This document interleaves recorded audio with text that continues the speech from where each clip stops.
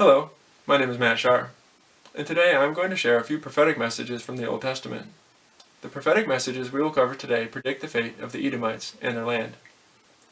Mount Seir and the cities immediately surrounding it made up a kingdom called Edom. Edom was located in the southern area of modern-day Jordan.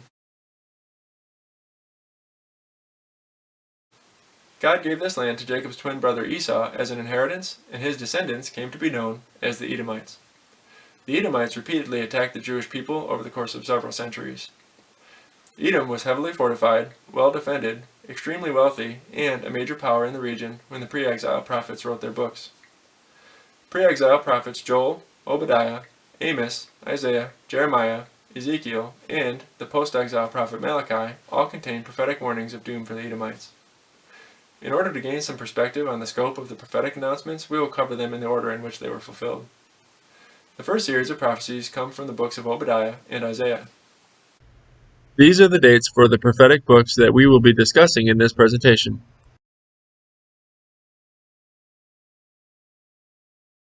Taking the predictions of Obadiah and Isaiah together, we can discern the following points of stipulation. Point 1. The Edomites will be betrayed and attacked by their allies. But how Esau will be pillaged, his hidden treasure sought out. All the men allied with you will drive you to the border. The men at peace with you will deceive and overpower you. Those who eat your bread will set a trap for you without your awareness of it. In that day, declares the Lord, will I not destroy the wise men of Edom and the men of understanding in the mountains of Esau? Point 2. The Edomites will be treated the same way they treated the Jewish people, meaning they will be conquered, plundered, and enslaved. You should not enter the gate of my people in the day of their disaster, nor gloat over their affliction in the day of their disaster, nor loot their wealth in the day of their disaster, nor should you stand at the crossroads to cut off their fugitives, nor deliver up their survivors in the day of their distress. For the day of the Lord is near for all the nations. As you have done, it will be done to you. Your recompense will return upon your own head. The Edomites formed an alliance with Babylonian king Nebuchadnezzar and assisted him in invading and destroying Jerusalem in 587 BC, initiating the Babylonian exile of the Jewish people. The Edomites actually guarded the routes the Jewish people tried to use to escape, captured them, then turned them over to the Babylonians. The Jewish people of Judah, having been removed from the land, allowed the Edomites to invade, plunder, and occupy the land of Judah. About 36 years later, Babylonian king Edomites betrayed their alliance when he attacked, conquered, and plundered the Edomites in 551 BC. Point 3. The Jewish people will be restored to their land following the first exile. For the Lord will have compassion on Jacob, and will again choose Israel, and will set them in their own land. Point 4. Sojourners will come to the land of Israel, and the Israelites will enslave them. And sojourners will join them, and will attach themselves to the house of Jacob, and the peoples will take them and bring them to their place, and the house of Israel will possess them in the Lord's land as male and female slaves. Point 5. The sojourners will come from a nation that used to oppress the Israelites. They will take captive those who were their captors, and rule over those who oppress them. In 537 BC, the Jewish people returned from the Babylonian exile and promptly conquered and enslaved the Edomites who had taken up residence in Judah. Point 6. The Edomites will be removed from their land entirely. Then your mighty men, O Teman, will be terrified, so that everyone in the mountains of Esau will be cut down in the slaughter. Because of the violence against your brother Jacob, you will be covered with shame and cut off forever. In the 400s BC, the Nabateans, a formerly nomadic tribe, invaded Edom and forced the Edomites out of their homeland completely. This resulted in the Edomites being driven north into exile as sojourners to the southern portion of Judah. Point 7. The Jewish people will be responsible for destroying the Edomites. Then the house of Jacob will be a blazing fire, and the house of Joseph a burning flame. But the house of Esau will be stubble. Jacob will set it ablaze and consume it. The portion of Judah where the Edomites lived came to be known as Idumea. In the 300s BC, the Edomites came to be known as the Idumeans. Then, in the late 100s BC, the Israelites, under high priest John Hyrcanus, mounted a successful invasion of Idumean territory and claimed it for the Jewish people. Hyrcanus forced the Edomites to choose between converting to Judaism or death, a practice that the Jewish people had never participated in prior to this incident. Point 8. The Edomite race will be completely eliminated. Therefore no survivor will remain from the house of Esau, for the Lord has spoken. The Edomites actually assisted the Jewish people in their rebellion against the Romans in the Roman-Jewish War that took place between 66 and 73 AD. After that, the Edomites disappear from history completely. It is important to keep in mind that the Jewish people had no control over the fulfillment of points 1 through 4, 6, and 8, so all of these predictions were fulfilled by outside and hostile agencies. This fact protects these prophecies from accusations of self-fulfillment. Also, when both Obadiah and Isaiah were written, Edom was thriving and growing in power, population, and prosperity, so these predictions would have seemed extremely unlikely from a human perspective. For the next point of stipulation, we will turn to Malachi. If Edom says, "We are shattered, but we will rebuild the ruins," the Lord of hosts says, "They may build, but I will tear down." From Malachi, we learn that anyone who attempts to rebuild Edom will be foiled, and the buildings will be brought to ruin. Over the course of the next 1,000 years, the Nabateans, Romans, Muslims, and Crusaders attempted to restore and use the land. In each instance, they were overthrown, and their buildings were left in ruins.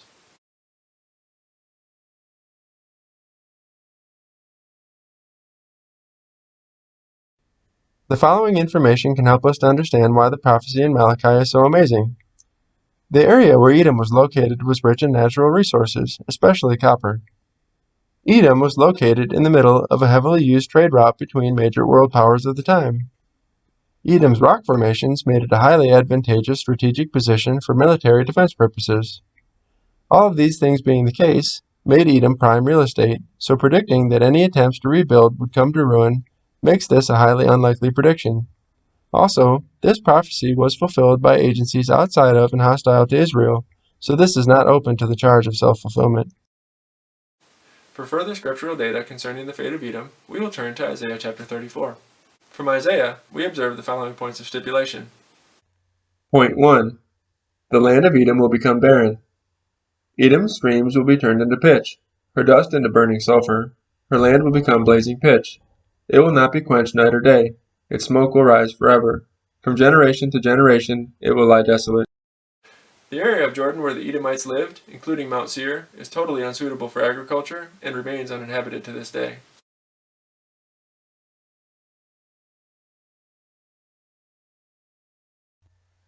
Point 2.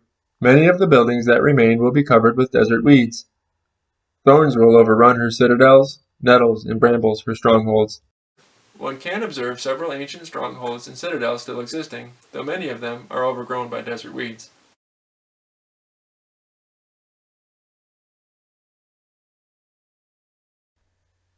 Point 3. Desert creatures will inhabit the land permanently. She will become a haunt for jackals, a home for owls. Desert creatures will meet with hyenas, and wild goats will bleat to each other. There the night creatures will also lie down and find for themselves places of rest. He allots their portions, his hand distributes them by measure. They will possess it forever and dwell there from generation to generation. The region is now home to several species of desert animals. The final fulfillment of this prophecy will come with the second coming of Christ.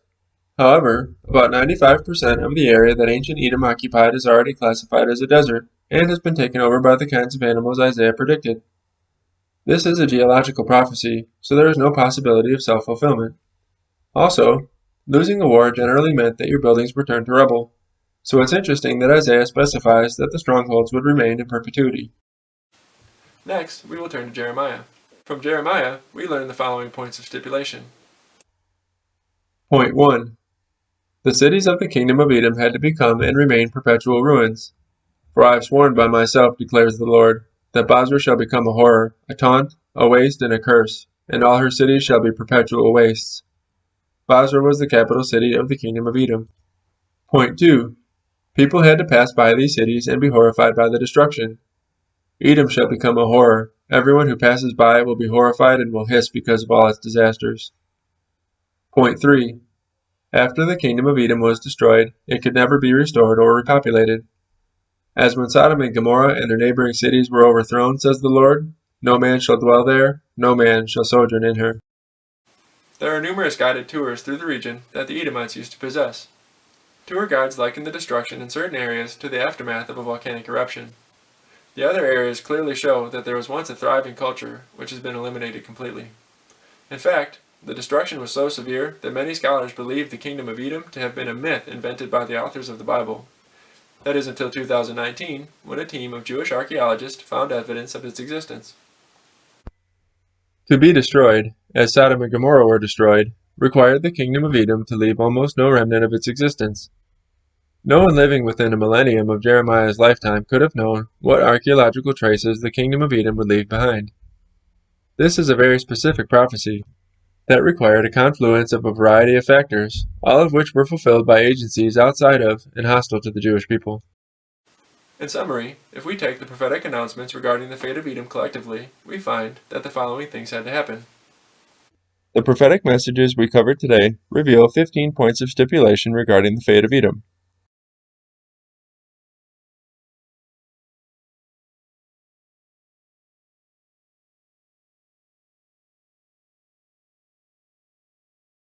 Every single one of these points of stipulation was fulfilled completely, and this is just one of many series of prophecies just like this that can be found in the Old Testament. In formulating your opinion on how these predictions came to be fulfilled in such detail, there are really only three basic candidate explanations. 1. The prophets just guessed, then their predictions were fulfilled by random chance. The probability of all these things being fulfilled by random chance is so inconceivably small that it really isn't even worth considering as a candidate explanation. 2. The prophecies were written after the events took place.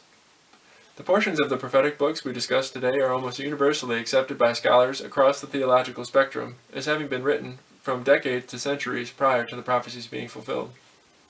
Also, this hypothesis requires one to believe that the Jewish nation was fooled into believing that their prophets made predictions that the Jewish people never heard about until after the events took place. Even though countless Jewish people had been relentlessly examining and publicly expositing the prophetic writings for several generations. So this is not really a reasonable option either. Since we can rule out those two possibilities, we are left with option number 3. The prophecies were given to the prophets by a being who knows the future in minute detail. That being the case, we are perfectly justified in believing that God exists and has revealed himself through the massive number of prophecies in the Old Testament. Thank you so much for watching, and I'll see you next time.